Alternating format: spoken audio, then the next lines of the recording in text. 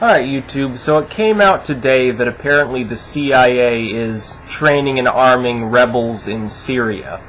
Now, this is strangely similar to what happened in the late 70s under Carter and the early 80s under Reagan with Al-Qaeda in Afghanistan, the Mujahideen, the Taliban sort of Sunni fighters. Of course, Osama bin Laden, who everyone remembers, the great Satan, the great enemy of the West, 9/11 mastermind, terrible person. If we review history and use our thinking caps for a little while, we'll remember that this is almost exactly what the United States did during that period of time with them. The Mujahideen, of course, were armed and trained and given advice and intelligence by the CIA. The CIA went in and said, well, the Soviets are invading the Middle East. They were trying to get Afghanistan. They were trying to push their way south, probably to the Indian Ocean. So the CIA... Here, just a second. Yes, kitty, you can go out. Have fun. The CIA went in and gave these rebels, these freedom fighters at the time who later became terrorists, all sorts of arms and money and munitions and training, and magically later, despite the fact that we had helped them, they turned their backs on us and started fighting us. Now, wouldn't you think that the same thing is going to happen in Syria? I find it strange that we're not backing Assad in many ways. Bashar al-Assad, yes, he's marginally a dictator, although he was technically elected. And the elections are probably less corrupt than the ones from Iraq. Of course, Saddam Hussein was another marginally secular leader who actually attacked quite brutally the Al-Qaeda and other associated Islamo-fascist groups. He didn't want them in his country. He wanted secular rule. He felt that their religion would be a challenge to this. And of course, we've unseated him. Then first we went into Afghanistan in the 70s and 80s. We armed the rebels there. They fought off the Soviets. Then we had to go back in to get rid of the same people we had armed, and that turned into a fiasco. Then we did the same thing in Iraq. Of course, Saddam Hussein was originally backed by the United States as well to fight off the Iranians. And it's rather strange. The United States, I'm assuming it has something to do with the fact that we get so much oil from the Sunnis in Saudi Arabia, and of course Saudi Arabia is the most atrocious country on earth for things like gay rights, women's rights, the rights of atheists, human rights in general. They've got a high censorship abilities.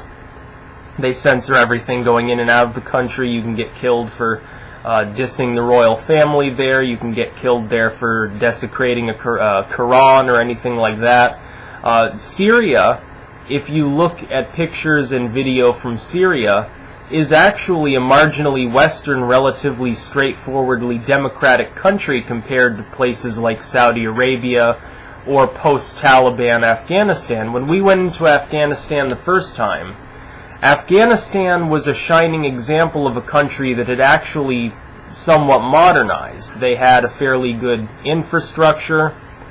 They were poor, yes, but their cities were relatively advanced. They were a seat of academic potential.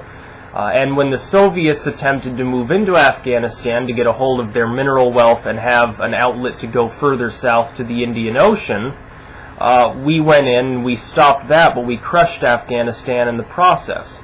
And we suffered for it for years afterwards. You'd think that after a while we would learn from our mistakes, but the same thing that we did in Afghanistan and Iraq, we are now doing in Syria. The CIA is arming and training rebels, some of which are Al-Qaeda agents, most of which are Islamo-fascists. They're backed and partnered with Al-Qaeda. These individuals want Sharia law, they want a theocracy, they want to turn Syria into another Afghanistan. So why are we arming these people? Why is there no public outcry? Why are people not saying we should be supporting Assad instead? For instance, a few days ago everyone was up in arms. They thought Assad had used chemical weapons. It turns out the rebels were the ones that created a chlorine bomb. So why would we be supporting these groups? They're obviously murderous and they're crazy and they're using chemical weapons, low grade, yes, but chemical weapons against Syrian troops. Assad has done essentially nothing wrong. There is no genocide in Syria. He's simply attacking these rebels. When the rebels bombed that outpost, that road stop with the chlorine bomb, the Syrian troops were taking care of the civilian injured. Assad is not really an enemy of the West at all. He doesn't have the capability to attack any Western nations. He's been continuously antagonized by the Israelis. They've attacked installations there despite no particular evidence that they were being used for anything wrong.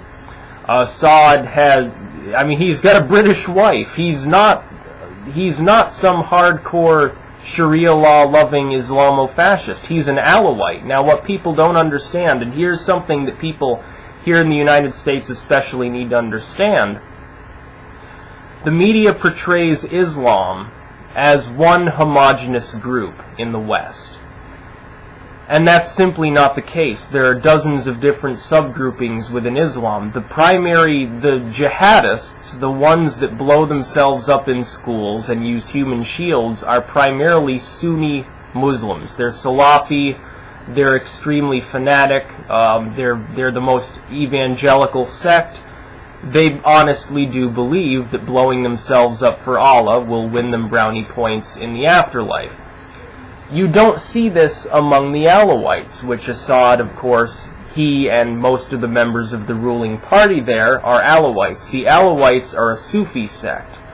And this Shiite-related mystic sect adopts elements of paganism and even Christianity into its form. It's considered a heretical movement by the Sunni Muslims. Now, I'm assuming that the Saudi Arabians have something to do with this. Of course, they're the major oil exporter of the region. The Israelis don't like the Syrians. Why, we're not exactly sure, because the Syrians haven't been overtly provocative towards the Israelis in the past. In fact, very much the opposite. But the Alawites should be our friends, essentially, over there. I've never understood why we partnered with the most fanatic Muslims who turn around and attack us when we do arm and help them, rather than the Shiites, for instance, the Iranians and the Alawites in Syria. They're not evangelicals. You can go to Syria today, you won't see women wearing full-length black veils. You won't see people being stoned in the streets for not being Muslim. You won't see people doing that. There are other groups within Syria that are perfectly well tolerated. Where you will see these things is Saudi Arabia or Afghanistan, places that we've either messed up, where we've gone in and attacked the moderates and the liberals for some reason, driven them out and left fanatics in charge, or countries that were run by theocratic tyrants like the Saudi royal family to begin with. It makes no sense whatsoever. The CIA is now doing the same thing in Syria that it did in Afghanistan, which ruined it in the first place. If you displace Assad and you displace the Alawites, there's only one other group in that country that can take power. And these rebel factions, by the way, will be more than happy to war with one another after Assad is gone, tearing the country apart in the process. The country may fall apart into different groups, all of which then will be U.S. armed and much more dangerous.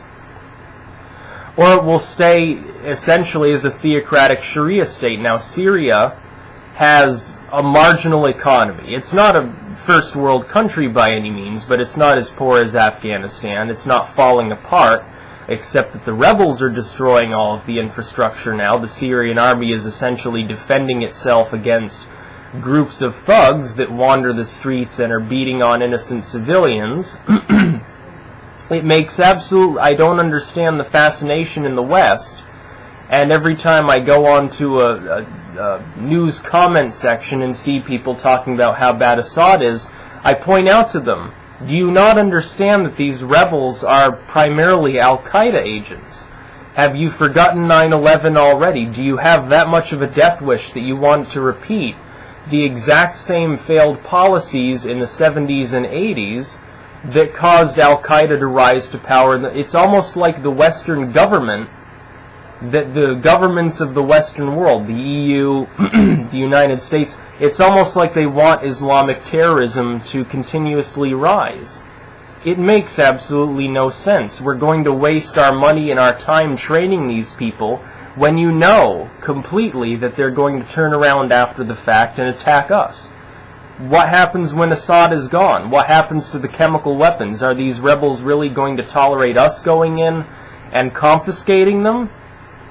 Are the Israelis going to take part in that? Are they going to go into the country and help out? Or is the U.S. going to have to land 50,000 troops in Damascus? There's no clear answer. This is an area with a volatile chemical weapons network. It might have biological agents, and unlike Iraq, they actually do have significant chemical stockpiles. And we're arming these rebels. These individuals don't have any leadership experience. They don't know how to run a country except by Sharia code. It makes absolutely no sense whatsoever. Not to say that Assad is a great person, not to say that he's not guilty of certain crimes as well, but what world leader isn't? He's no worse than George W. Bush. He's no worse than Obama. He's no worse than Putin. He's no worse than any of the other leaders in the Western world, all of who violate their own people's civil rights. Of course, civil rights is subjective now because it's eroding so quickly. And we're going in and arming terrorists. Today's freedom fighters, so-called, will be tomorrow's terrorists. If Assad is toppled, and we arm the rebels, and the rebels take over and make it a strict Islamic state, which is almost certain to happen if Assad loses.